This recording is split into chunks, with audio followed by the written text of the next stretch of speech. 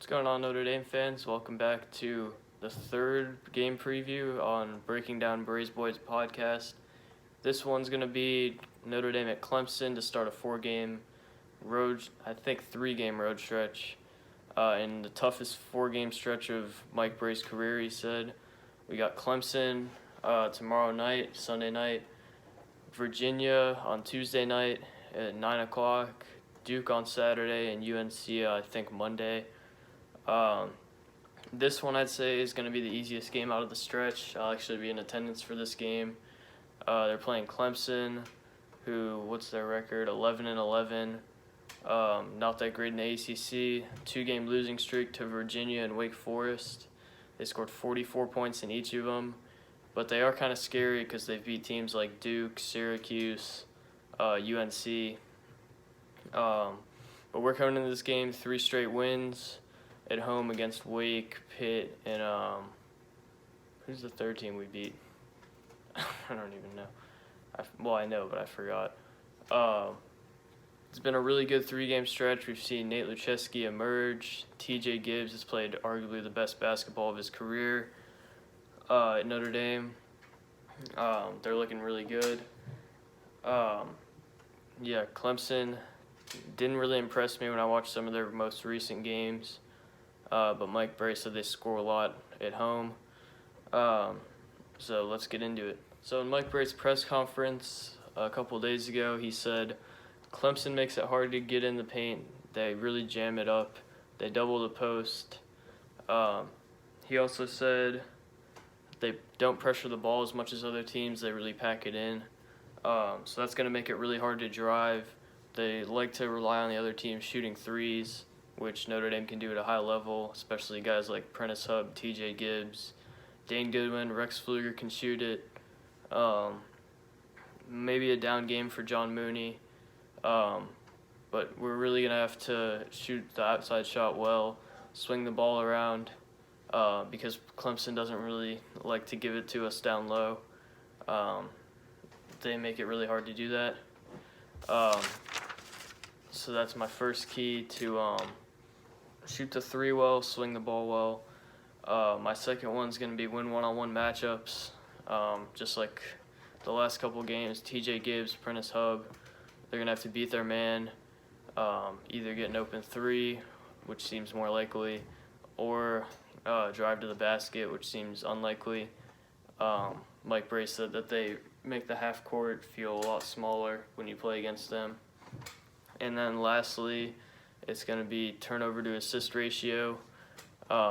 You can't let them get in the passing lanes. Just like always, turnover to assist. Mike Bray's favorite thing. My leading scorer is going to be TJ Gibbs because they're going to leave the perimeter open. TJ Gibbs has got really hot the last couple games, and John Mooney I don't think is going to go crazy. TJ Gibbs, I'd say that's somewhat of a safe bet. They're looking, looking like it's going to be TJ Gibbs. My matchup to watch is going to be John Mooney / Nate Lucheski / Jawan Durham, whoever's on this guy, versus Amir Smith. Amir Smith pretty much was their only source of scoring in the Virginia and Wake games. When they have nothing to go to on offense, it's him. What is he averaging? 13 points, 7 rebounds.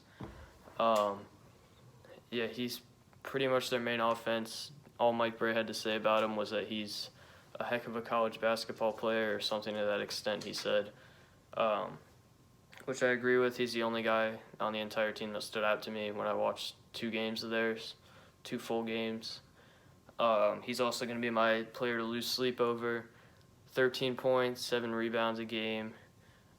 Lately he's been doing pretty well, especially with him being pretty much their only offense. He's their safety blanket. He can shoot threes. He's good at setting screens and rolling off of them. He gets open when nobody else really is. My defensive keys are going to be stop John Newman II and Telvin Mack. Those were the guys that were on fire when they beat Duke. Newman had 14, Mack had 22. Their offense is really at a standstill when those guys aren't doing anything. They're going to try to force the ball to Amir Smith, and their offense kind of just looks like they're just all standing around. They're trying to force the ball to good matchups, but nobody else can really get off their guy except for those three guys. That's the only thing that makes their offense dangerous. Second key is make them beat the zone. They haven't really done that lately. Virginia, they really struggled. You saw Wake go to a zone a little bit against them, and they couldn't do anything against it. Their offense got shut down. And then lastly, make Amir Smith earn every basket. He's going to score a lot. You got to accept that, but we got to slow him down at the very least. Hope to stop him, and we just can't let him take over the game, and I think we'll have a good chance. My prediction for this game is going to be Notre Dame by 11. I'm going to say 65-54. Clemson didn't really impress me whatsoever on tape. It does kind of feel like a trap game, but I think we're going to be able to get out of it with Mike Bray as the coach. He doesn't really allow trap games too much except for the Boston College game. I think this team's a lot better than they were early in the season. I'm pretty confident they can get this one. The next three, I don't know. But this should be fun.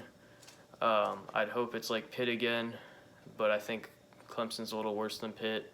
I will be in attendance at this game, so let me know if you're going to be there. I'm going to try to interact with some of the players, but their tunnel situation's a little weird.